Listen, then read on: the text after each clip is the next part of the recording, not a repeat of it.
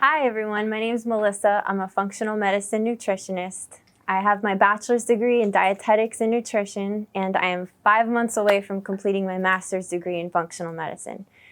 So I'm here today to talk to you about what exactly is functional medicine, how to have an easier time while you're transitioning through menopause, and just some things that I've picked up in my patients over the years and little tips to help you burn fat and to have a healthier, happier lifestyle, as well as an excellent functional stool test that can tell you about your digestion, why you might be gaining weight, why you have anxiety, all that good stuff.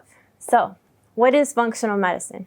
Functional medicine is a type of medicine that looks to assess the entire person as a whole instead of just treating the symptoms.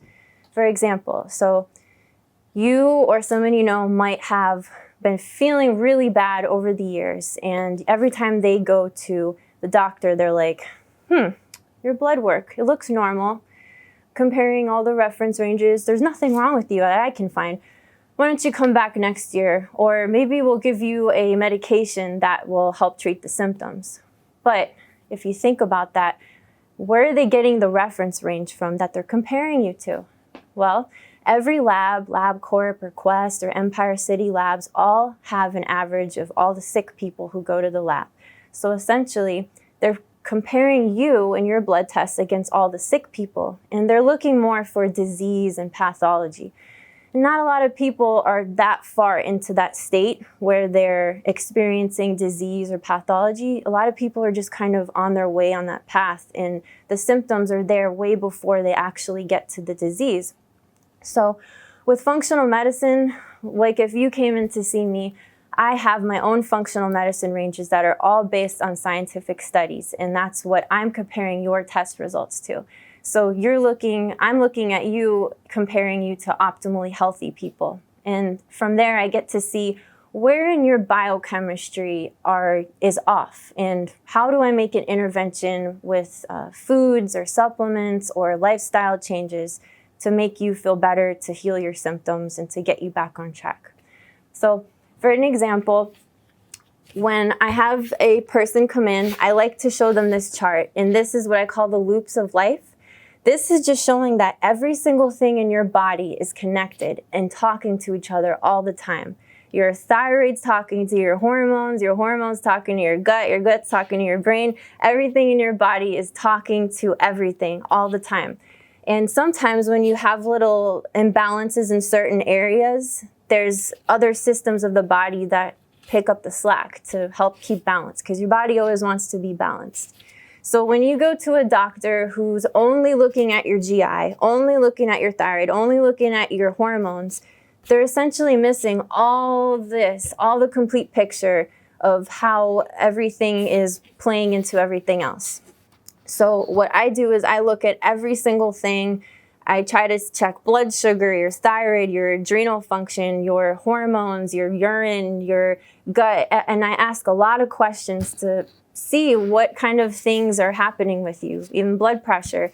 So this is the order of disorder. Now, this is what I've came up with because I've observed that the majority of people who come in and they have symptoms, it all starts with having dysregulated blood sugar. The dysregulated blood sugar meaning it can be too high, like diabetes or insulin resistance, or it could be too low, like hypoglycemia, or you might feel shaky or dizzy between meals, or you get hangry. So blood sugar issues will be there for a time and your body will handle it. And then after a while, your body can't handle it. And then it calls in your adrenal glands, which put out this hormone called cortisol.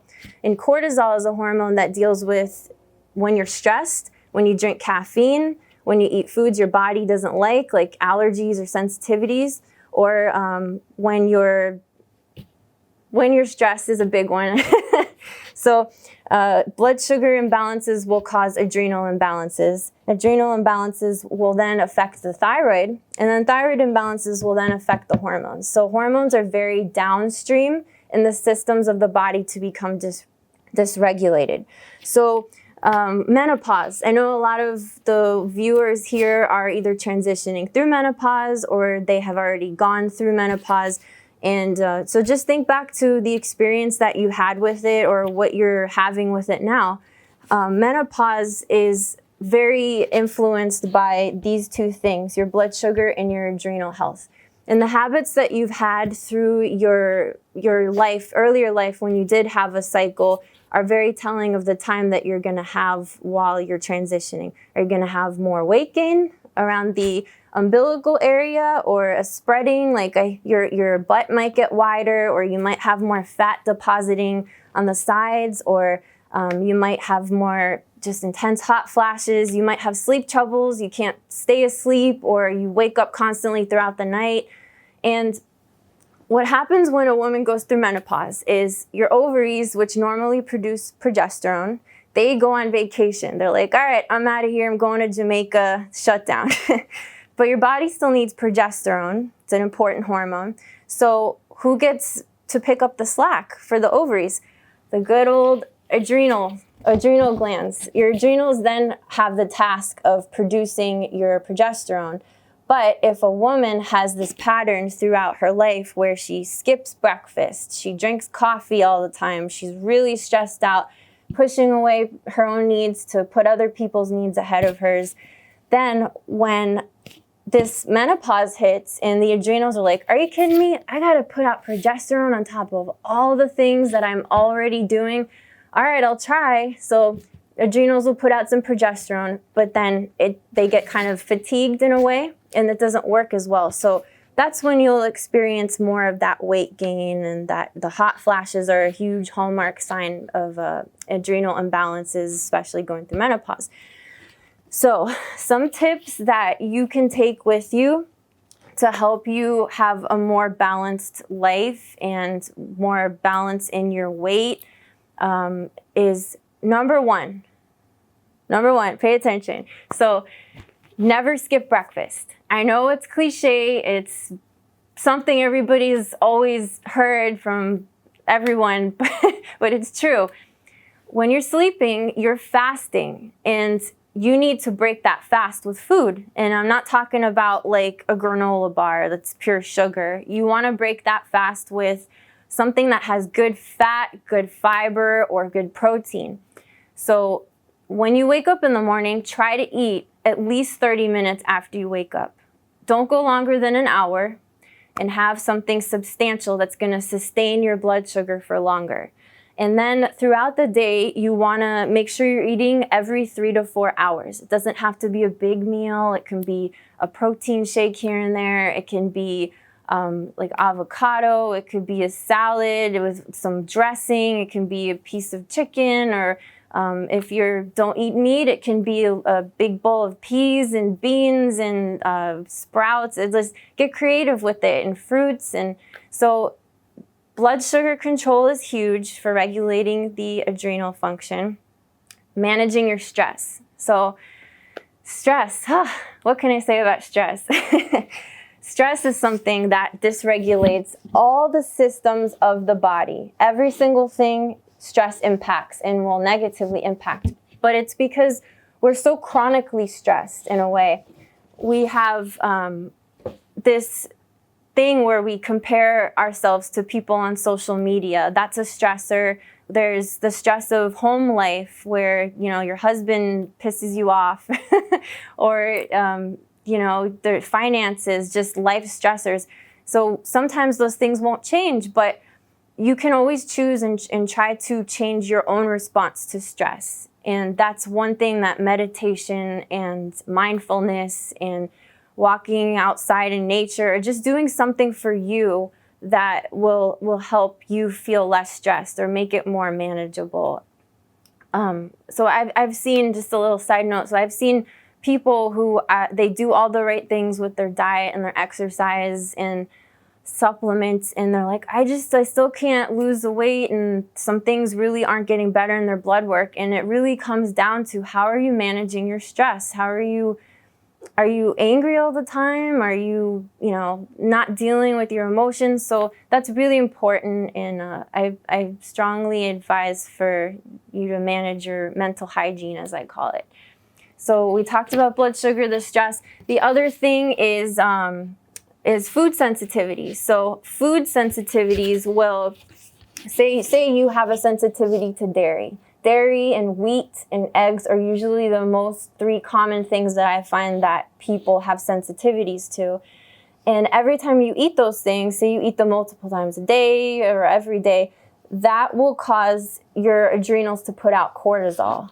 So that's gonna take your adrenals focus off of more important things and put it out for food sensitivities. And those 3 things I think are really huge with making sure your cortisol and your blood sugar and everything are balanced.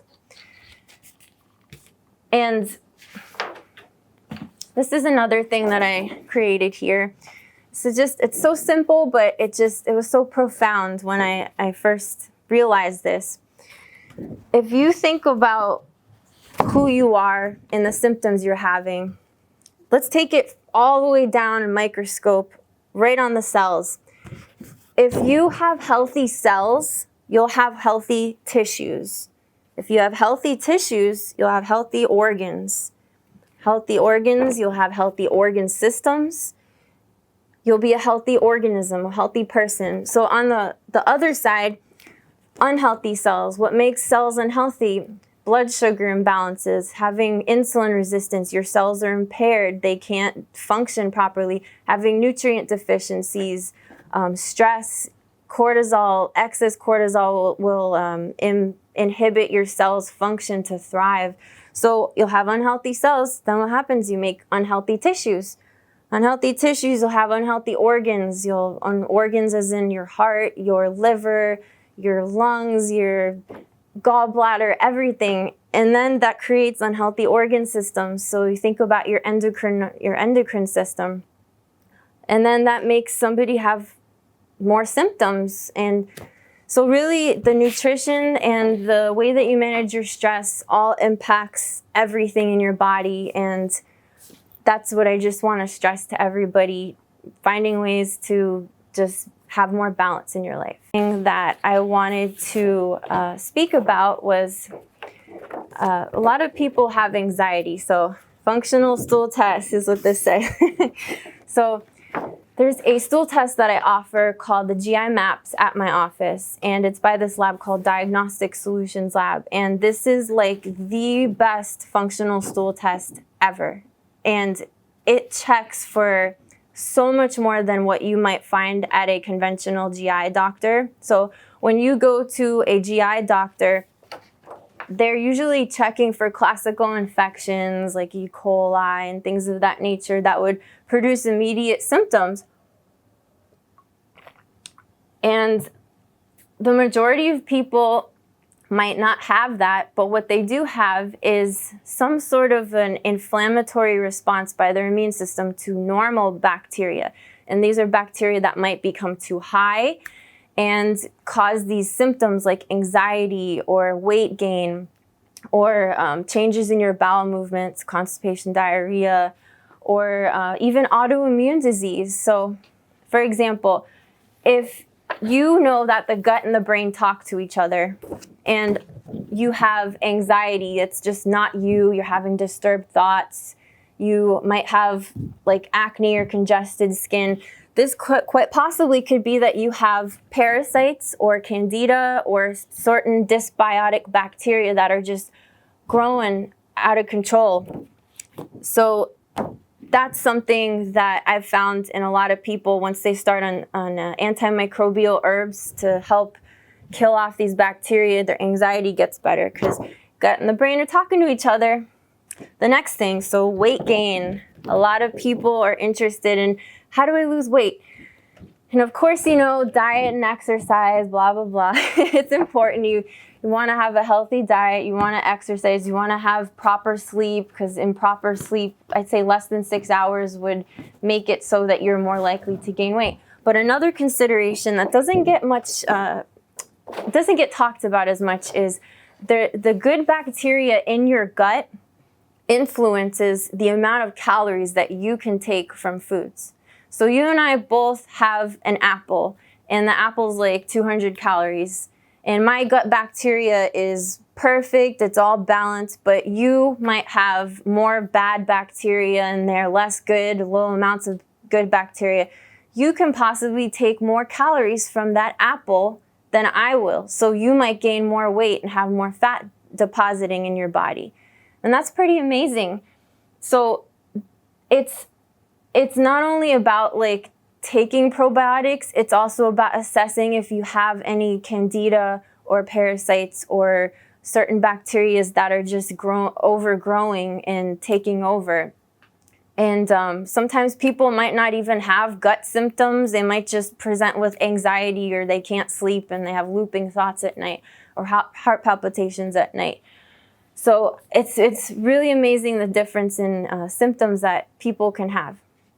The other is digestion problems. Did you know that you're never supposed to bloat after you eat foods?